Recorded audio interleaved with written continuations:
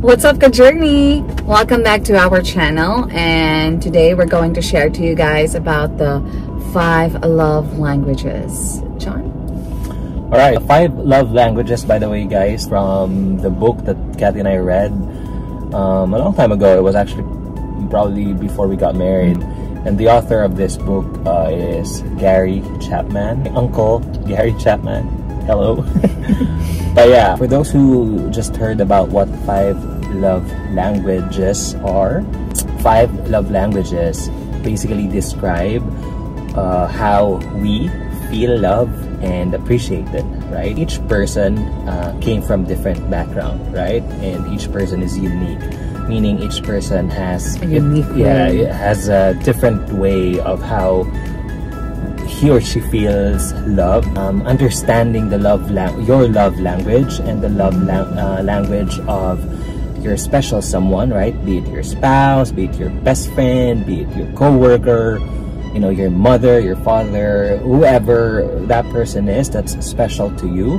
Help you to make sure you get to provide what that person really needs, right? And expectations. Yeah, and meet that person's expectation. Because I think most common problem that we have is, I think sometimes we feel like we are giving everything, right? We're giving the love, but the kind of love that you're giving isn't the kind of love that your partner or your special someone expects from you, right? Or not the kind of love that he or she needs. So with us diving into the 5 love languages, you'll be able to again know what the different types of love languages, and yeah, hopefully it will help you to determine the love languages of your special someone. So without further ado, let's dive into the 5 love languages. Patatas. First love language is affirmation. It's expressing love through words. Simple phrases that builds your partner up. Take note, it builds your partner up. So it's as simple as, hey, good morning, you look sexy today, or you make me laugh, or you simply are the best. You know, any of those phrases, and many, many more, of course. Anything to build your partner up. If that's their love language, give it.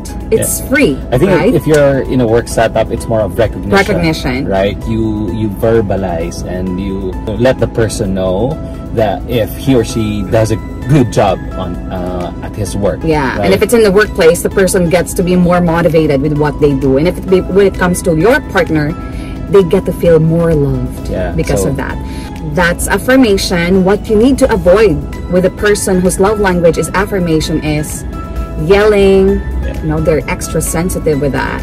Cursing. I think everybody is, but with a person whose love language is affirmation, it's extra. Cursing, yelling, or anything negative, you know, like negative comments. Or even not saying anything at all. That's true. Because they don't get anything from you. The first love language is affirmation, right? So when you affirm, that's when the person feels that he or she is loved and appreciated. But if you don't say anything at all, right? Let's say your love language is affirmation, and I don't say anything at all. And then I just had my hair done and all that. And you're feeling confident. Pretty, right? But I don't get anything from you. But I don't say or recognize or acknowledge that you're pretty. Hey. And then there's nothing. Then that she will not feel loved, right? So there you go. What else? Tips. Just give it away. Early in the morning, tell them how they look lovely, or that they build up some muscles for boys, right? For girls, oh, I love your hair today. But make sure it's truthful. Make sure it's genuine. Because what if they just woke up and their hair's like everyone you say, and then you would say they look lovely with their hair. So genuine praises of love that builds your partner up. Affirmation.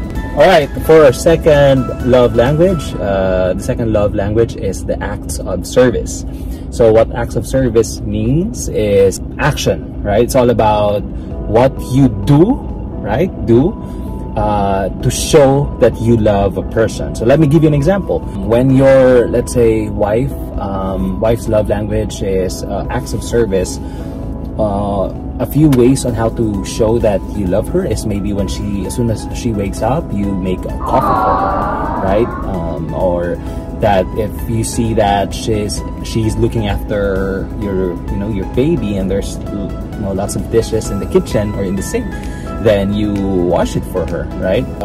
If it's your husband, maybe you cook for your husband, right? It doesn't have to be really a big of a task. Anything, small gestures will do, like what you said. Give him a cup of coffee, or even when they arrive and you know that they're thirsty, give them ice cold water. Yeah, ice cold water, yeah. So it doesn't have to be grand gestures. Simple, thoughtful, gestures or action is good enough. So again, if you find out that the love language of your special someone is act of service, do something for that person, and he or she's going to appreciate it. What you want to avoid is, of course, not doing anything at all. And it can get really worse for spouses, for example, where let's say a wife is preoccupied with all the housework, household chores, right? And then she asks you if you can give a hand. water the plants outside, right? Or do something, and you'd say, no, I'm fine, I'll pass. So that right there is not meeting the expectation or the love language of your special someone. So, and this might sound cliche, but again, sometimes, in most cases, action speaks louder than words, right? Especially for this person whose love language is service. Right. So again, tip number 2, or the second love language rather, is acts of service. Okay, third love language is receiving gifts.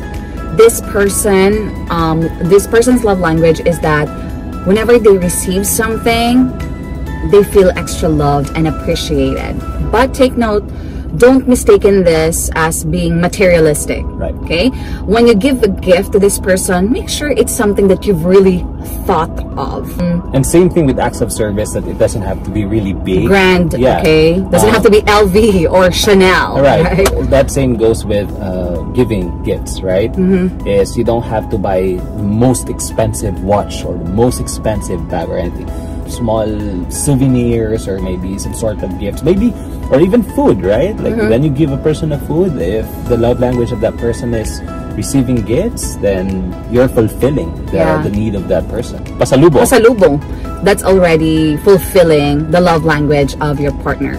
What you need to avoid with this love language is not giving anything at all, or when you give something to your partner, you just bought it online and you've never thought of if this is something she likes, or if this is something they already have, right?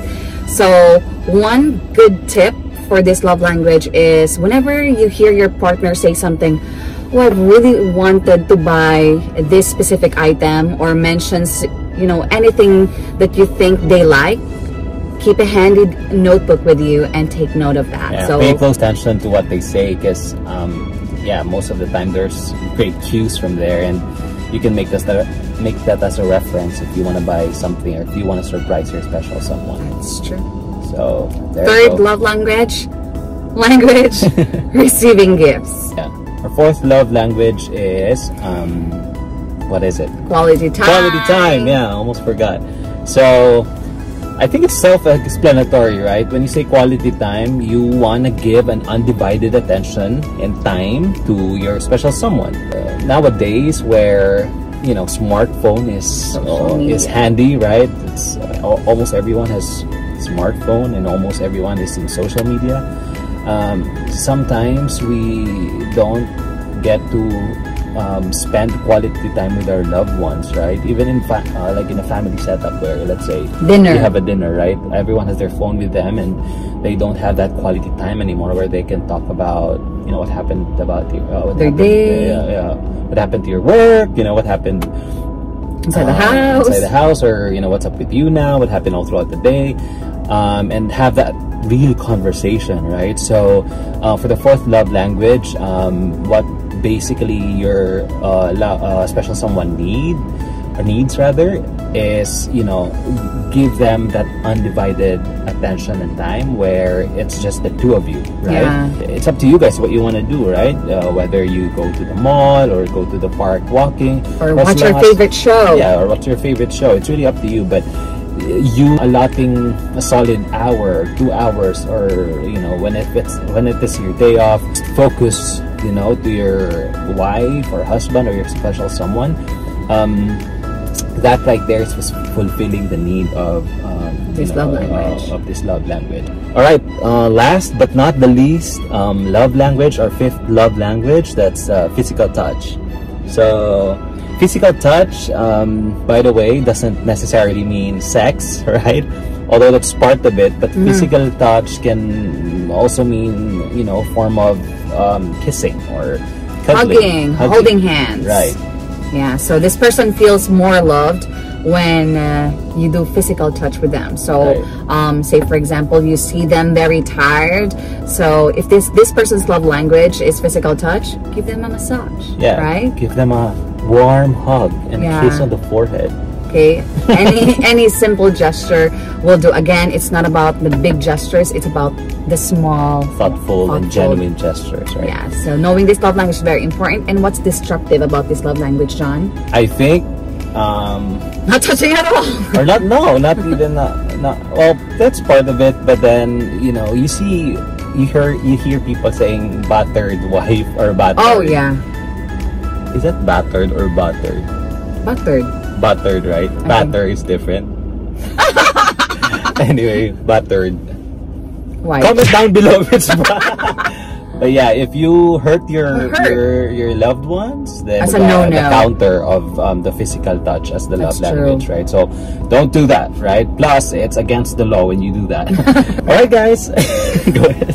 All right, guys. Thank you for watching until the end, and comment down below and let us know what is your primary love language based on the 5 love languages that we just shared with you guys. We want to know. What's your love language? My love language is affirmation. How about you? My love language is, my first is acts of service, and then secondary is affirmation too. Mine is affirmation, and my second is quality time. Yeah, so if you're interested about knowing your primary love language, we're going to put the link below of the Gary Chapman's website, wherein you can take a quiz whether you're single, it's for your children or for your spouse.